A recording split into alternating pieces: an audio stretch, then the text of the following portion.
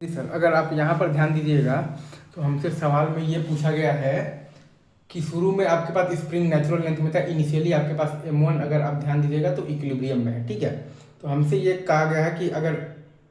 मतलब कि m1 को हम लोगों ने v0 स्पीड दिया हुआ है इन द डाउनवर्ड डायरेक्शन, तो हमें बताना है maximum normal force by ground on m2, ठीक है। वर्क एनर्जी थ्योरम लगा देंगे तो स्प्रिंग फोर्स का वर्क डन लिखेंगे half into k into x initial का स्क्वायर माइनस एक्स फाइनल का स्क्वायर। तो हाफ इंटू आ जाएगा हमारे पास के इंटू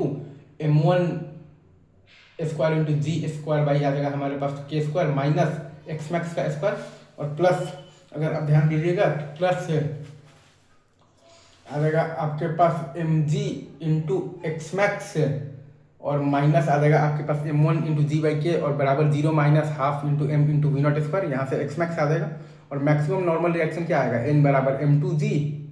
और प्लस आ जाएगा आपके पास k इंटू एक्स मैक्स, ठीक है। वो आ जाएगा आपके पास m2g और प्लस आ जाएगा आपके पास k इंटू एक्स मैक्स, या फिर आप चाहें तो SHM मेथड से भी आप निकाल सकते हैं। एक्स मैक्स का वैल्यू आ जाएगा m1 into G by K और प्लस एम्पलीट्यूड, और एम्पलीट्यूड आ जाएगा a into under root of the K by m1 बराबर वी नॉट, तो a बराबर आ गया है V naught into under root of the m1 और बाई के। तो एक्स मैक्स बराबर आ गया है m1 into G by K और प्लस a मतलब कि V naught into under root of the m1 और बाई के,